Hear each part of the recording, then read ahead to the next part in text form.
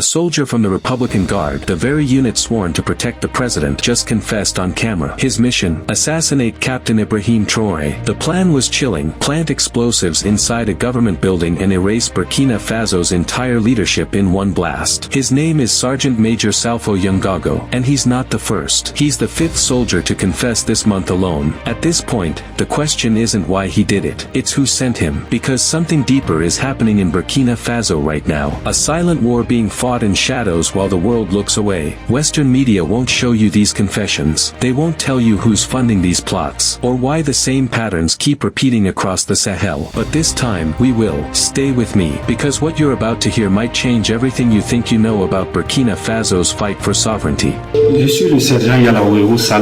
I am Sergeant Yalao Salfo, registration number 12180463, in service with the Republican Guard, more precisely with the Support Battalion for Site Protection 2.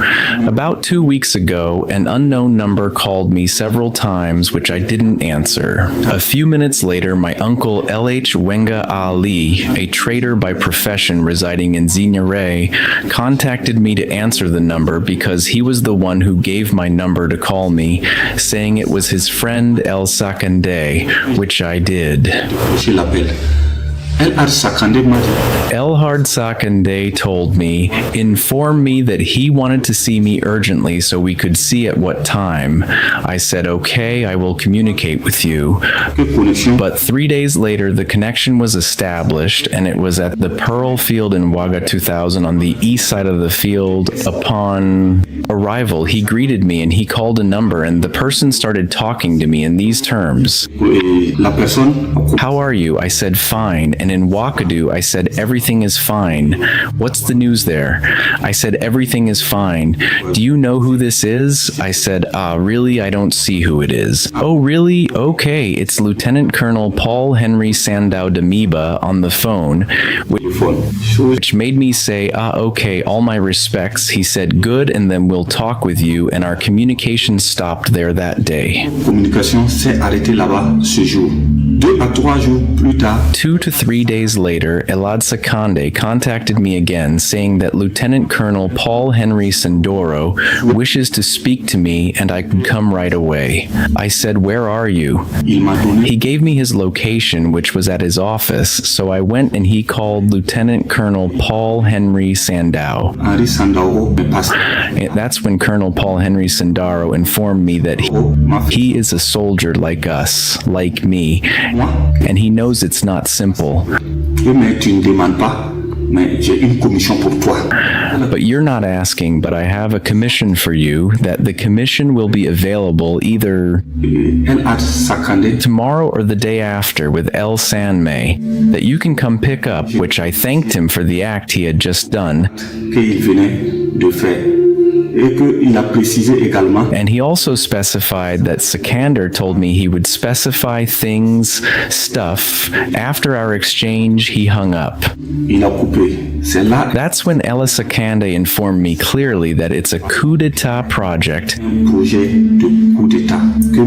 and he expects me to mobilize men for the success of the coup d'etat, which I accepted without saying anything, and we parted on that. The second day, when I was supposed to pick up my package, I called Skander. He told me, he informed me that he is traveling, and as soon as he returns, that's where we left it. And upon his return from his trip, it was Uncle Wenga Ali, trader by profession residing in Zignare, who contacted me to get in touch with El Sakande, saying he's back to pick up my commission. I want to specify that when I had the clear details of the role I must play, which is a destabilization project, I started working by getting in touch with my men that I trust most. And it's at this time during El San's absence from the country, I worked, and I want to specify that I was shift leader at the Republican station on December 31st.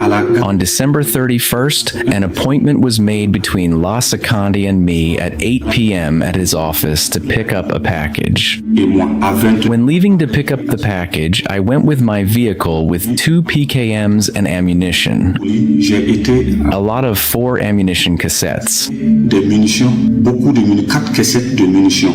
Une fois sur On site, I was supposed to communicate with Colonel Paul-Henri Sendao Damiba to take possession of my package and get the meeting schedules. de la rencontre, c'est quand j'attendais l'appel que j'ai été. It's when I was waiting for the call that I was arrested with El Secande around 10 p.m. Environ de 22 heures. I present my sincere regrets, Your Excellency, Supreme Chief of the Armed Forces, President of Faso, the resilient people of Burkina Faso. Présente mes sincères I present my sincere regrets to my hierarchy and to the military hierarchy. I also present my sincere regrets to all the component forces of our motherland. I ask for clemency, demande clémence. and I also want to ask forgiveness from all units engaged in theaters of operation day and night. J'étais engagé sur des théâtres d'opération. Despite the bad weather, despite adversity, despite the fact that the fighting is intense, I ask for clemency. Demande clémence. Je demande clémence. I ask for clemency. I ask for clemency. May God help Burkina Faso. May God help Burkina Faso. May God help Burkina Faso. Indivisible. Burkina Faso remains single, unique, and indivisible. No internal or external evil can divide our dear country, which is Burkina Faso. We have only one country, Burkina Faso, and we will rally around this fabric so that no harm can come to it.